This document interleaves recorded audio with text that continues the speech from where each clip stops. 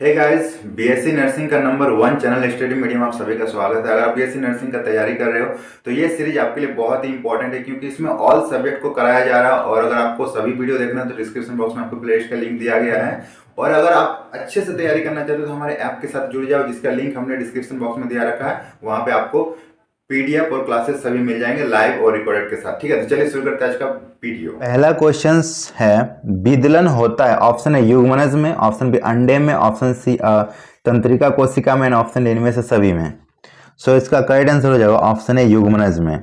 निषेचन के बाद जो युग्मनज बनता है वो अंड वाहिनी के संकीर्ण रास्ते से होकर गर्भाशय की ओर गति करता है, और इस दौरान उसमें जो समसूत्री विभाजन होता है उस कंडीशन को बोला जाता है विदलन। ठीक है, तो विदलन युग्मनज में होगा। नेक्स्ट क्वेश्चन है निषेचित अंडा कौन सी क्रिया द्वारा विभाजित होती है? पुनरुद्भवन, अंड जनन, विदलन या फिर अंतर्वलन। सो इसका करेक्ट आंसर हो जाएगा ऑप्शन सी विदलन।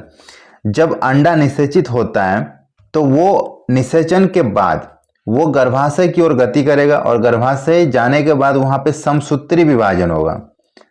समसूत्री विभाजन होगा और उससे वो अंडा जो है वो विभाजित हो जाएगी। ठीक है, वो विभाजित हो जाएगी, और जो आगे का भ्रूण का जो बनने का प्रोसेस है वो होगा, तो उसको विदलन बोला जाएगा। ठीक है, नेक्स्ट क्वेश्चन से मेढक के अंडे का विदलन है homoblastic, option B meroblastic, option C diploblastic and option D ट्रिफोलोब्लास्टिक।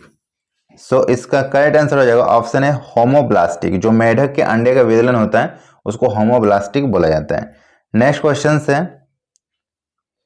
Graafian पुटक का फटना और अंडाणु का मुक्त होना क्या कहलाता है? संयुग्मन, option B castration, option C cryptorchidic and option D अंडोत्सर्ग।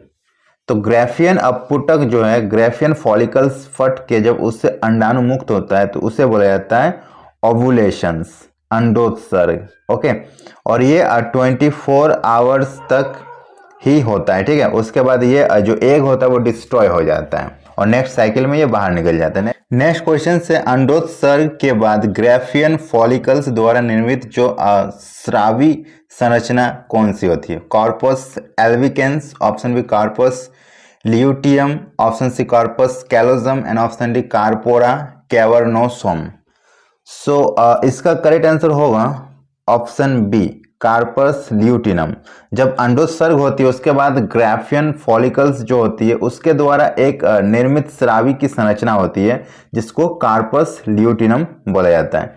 Next question है कार्पस ल्यूटियम के आश्रित रूप को क्या कहते हैं? Corpus callosum, option B corpus albicans, option C corpora cavernosa and option D corpora spongiosum. So इसका करेक्ट आंसर हो जाएगा ऑप्शन बी कार्पस एल्विकेंस। जब कार्पस लूटियम के रेड्यूस रूप को अगर बोला जाए क्या कहते हैं तो उसको कार्पस एल्विकेंस बोला जाता है। ठीक है, ये वेरी इंपॉर्टेंट है। नेक्स्ट क्वेश्चन है एस्ट्रोजन का सिक्रीशन करती है corpus luteum, option B corpus albicans, option C theca externa and option theca interna. ये भी वेरी इंपॉर्टेंट है। जो एस्ट्रोजन हार्मोन्स है उनका सिक्रीशन कौन करती है? तो इसका करेक्ट आंसर हो जाएगा ऑप्शन है थीका इंटरना। थीका इंटरना से एस्ट्रोजन का सिक्रीशन होता है। नेक्स्ट क्वेश्चन है लीडिंग सेल्स पाई जाती है अंडाशय में, वृषण में, यकृत में या फिर वृक्क में, ओवेरी में, टेस्टिस में, लीवर में या फिर किडनी में। लीडिंग सेल्स कहाँ पाई जाती है? सो लीडिंग सेल्स पाई जाती है टेस्टिस में। ठीक है, वृषण में पाई जाती है लीडिंग सेल्स। नेक्स्ट क्वेश्चन है स्पर्मेटोगोनिया के बीच पाई जाती है, स्पर्मेटोगोनिया के बीच पाई जाती है Leydig cells. Option B Sertoli कोशिका, ऑप्शन सी एपिथेलियम कोशिकाएं, ऑप्शन डी अंतराली कोशिकाएं। सो इसका करेक्ट आंसर हो जाएगा ऑप्शन बी सर्टोली कोशिका। सर्टोली सेल्स पाई जाती है स्पर्मेटोगोनिया के बीच, आपको सर्टोली सेल्स दिखाई मिलेगी। ठीक है, नेक्स्ट क्वेश्चन है प्रसव के समय प्रसव पीड़ा का प्रेरक हार्मोन्स कौन सा है? मतलब जब प्रसव होती है उस टाइम जो पेन होता है, लेबर पेन, वो पेन किस हार्मोन्स की वजह से होता है? ऑक्सीटोसिन, प्रोजेस्टेरोन, एस्ट्रोजन या फिर रिलैक्सिन?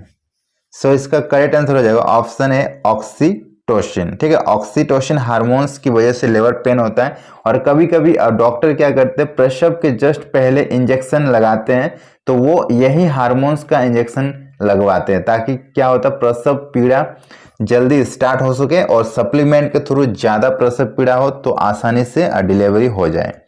नेक्स्ट क्वेश्चन है, शुक्राणु जनन किसके निर्माण की विधि होती है? शुक्राणुओं की, युग्मकों की, अंडों की या फिर हड्डियों की? सो इसका करेक्ट आंसर हो जाएगा ऑप्शन बी, युग्मकों की। शुक्राणु जनन जो होती है वो युग्मकों का निर्माण विधि होता है। ओके, नेक्स्ट क्वेश्चन है, नर और मादा युग्मकों के संलयन को क्या कहते हैं? युग्मक संलयन, ऑप्शन बी युग्मक जनन, ऑप्शन सी विखंडी जनन एंड ऑप्शन डी बीजाणु उद्भवन। तो नर और मादा युग्मकों के संलयन को क्या कहा जाता है? तो नर और मादा युग्मकों के संलयन को कहा जाएगा युग्मक संलयन। ओके, नेक्स्ट क्वेश्चन है, अनिषेक जनन की घटना शब्द का प्रयोग तब होता है जब ऑप्शन ए कृत्रिम गर्भाधान होता है, ऑप्शन बी शुक्राणु द्वारा अंडा गर्भित होता है, ऑप्शन सी बिना गर्भाधान के अंडे में विदलन होता है एंड ऑप्शन डी गर्भाधान के पूर्व शुक्राणु मर जाता है। सो इसका करेक्ट आंसर हो जाएगा ऑप्शन सी, बिना गर्भाधान के अंडे में अगर विदलन हो जाए तो उसे अनिषेक जनन बोला जाता है। ये टर्म वेरी इंपॉर्टेंट है। इसमें जो होता है वो गर्भाधान नहीं होता है लेकिन अंडे का विदलन हो जाता है। ठीक है, नेक्स्ट क्वेश्चन है, शिशुओं को जन्म देने वाले जंतु को क्या कहते हैं? वैसा जंतु जो शिशु को जन्म देता है उसे क्या कहते हैं? ऑप्शन ए ओविपेरस या अंडज, option B amphibians, option C arthropods and option D viviparous या जरायुज। सो इसका करेक्ट आंसर हो जाएगा ऑप्शन डी विविपेरस या जरायुज। जो शिशु को जन्म देते हैं उसको विविपेरस बोला जाता है या फिर जरायुज बोला जाता है। ठीक है, नेक्स्ट क्वेश्चन है, ग्राफियन फॉलिकल्स बनते हैं, ऑप्शन ए अंडाशयों की जनन उपकला से, ऑप्शन बी अंडाशयों की पीठिका से, ऑप्शन सी इन दोनों से एंड ऑप्शन डी इनमें से कोई नहीं। सो इसका करेक्ट आंसर हो जाएगा ऑप्शन सी, इन दोनों से। ग्राफियन फॉलिकल्स बनते अंडाशय की जनन उपकला से और अंडाशय की पीठिका से। ओके, नेक्स्ट क्वेश्चन है, युग्मनजों में गुणसूत्री सेट होता है x, 2x, 3x या फिर 4x। सो इसका करेक्ट आंसर हो जाएगा ऑप्शन बी, 2x। युग्मनजों की जो गुणसूत्री सेट होता है वो 2x होता है क्योंकि ये अर्धसूत्री होता है। नेक्स्ट क्वेश्चन है, स्तनधारियों के वृषण को पहचाना जा सकता है स्पर्मेटोगोनिया से, ऑप्शन बी स्पर्मेटासाइट से, ऑप्शन सी अंतराली कोशिका से एंड ऑप्शन डी सर्टोली कोशिका से। सो इसका करेक्ट आंसर हो जाएगा ऑप्शन डी, सर्टोली कोशिका से। अगर मैमल्स का टेस्टिस है तो उसमें सर्टोली कोशिका होगा क्योंकि ये कोशिका सिर्फ मैमल्स के टेस्टिस में ही पाई जाती है।